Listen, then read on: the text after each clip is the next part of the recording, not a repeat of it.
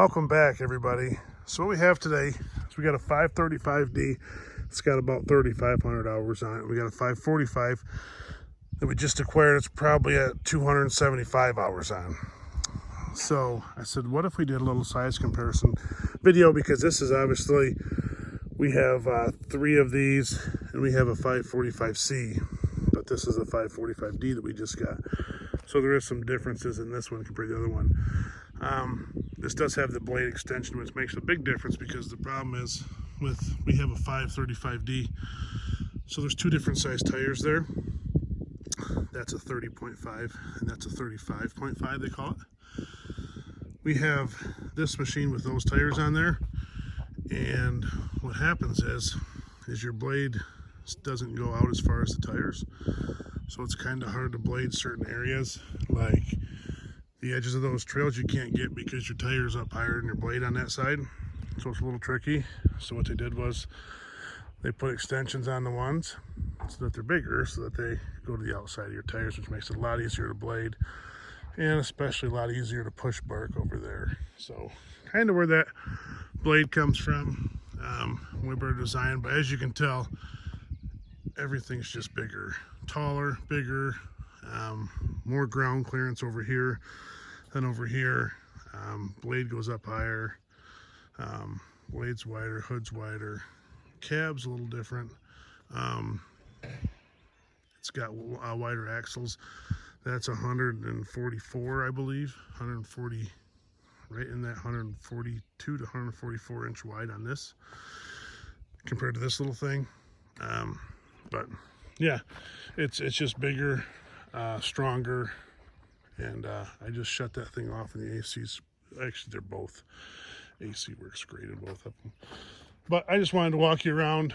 The big difference is, if you haven't watched the older videos, this does have the half steering wheel deal in here that Cat come up with, which is, I don't mind at all. Some people hate with a shifter on the steering wheel. That doesn't bother me. But that's a 19, and that's got the joystick steering and everything else. So from the rear, the one thing is them arches are up. That grapple goes way higher on that one. That was the first thing that we looked at, was that's way more off the ground. And what's another big difference is, which I really like, which is kind of frustrating with the 535s, is your length from here to here is not that far.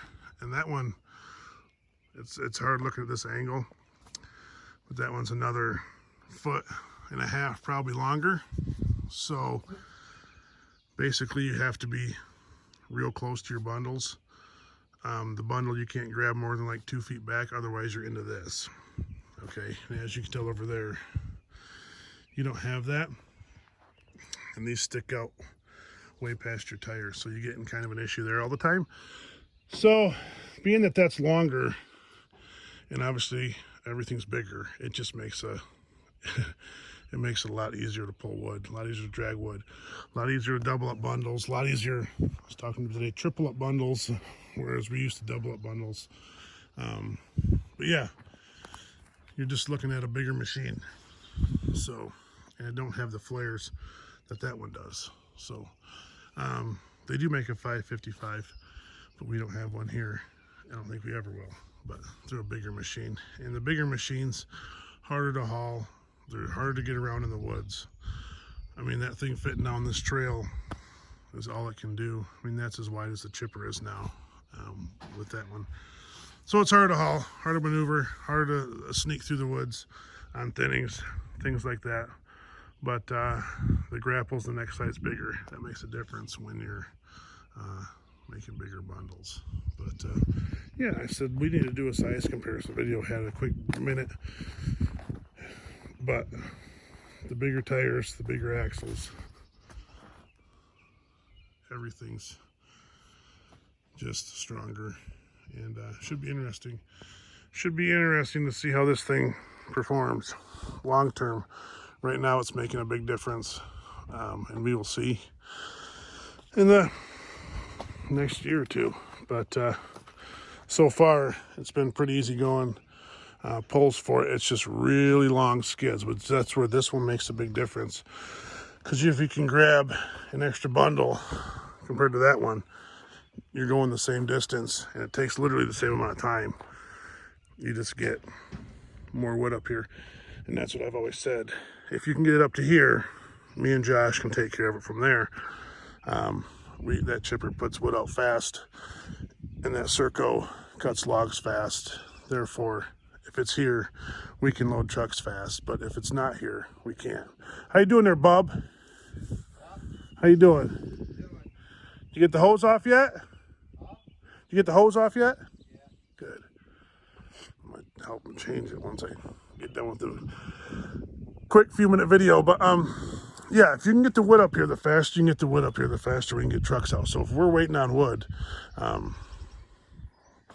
that's where the log jam starts, where everything starts piling up in the skidder. So if you can have that extra, if this can pull just a little more timber, it just helps us get the trucks out faster and helps us get everything loaded, helps everybody go home faster, helps the boss to be happier.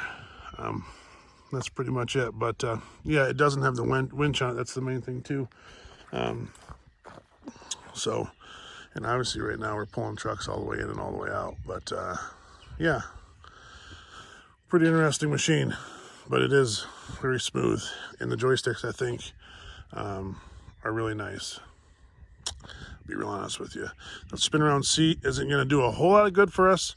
But even backblading this trail a quarter mile back in here, backblading it backwards is a lot better than sitting in that with your head cranked around. And a lot of times when you're backing up to bundles, even on this job, this thinning, you can still drive up to it, grab it and go away.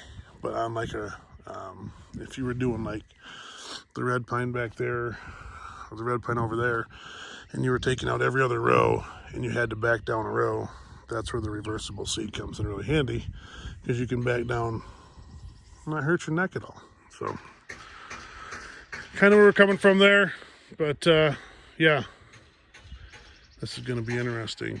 It's going to be nice, but that's the only disadvantage, is no winch. So you kind of got to have a skidder here with a winch on it, because when that chipper goes out, I got to have a skidder on the front of it, pulling, and then have either this or the dozer on the back. So all our other skidders have winches. This is the first one that we have gotten that hasn't, even to back in the old timber jack days. Those old 480 days had the winch on, I believe. I don't even, it's so long ago. But yeah, so that's kind of what's going on. I want to do a video. The cab's nicer, and what I like is they have the grates pulled off it already.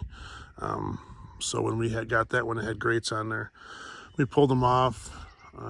This one's already designed to have them off. The only thing I would change if I was running it is I ripped the windshield wipers off, kind of like we did on that one.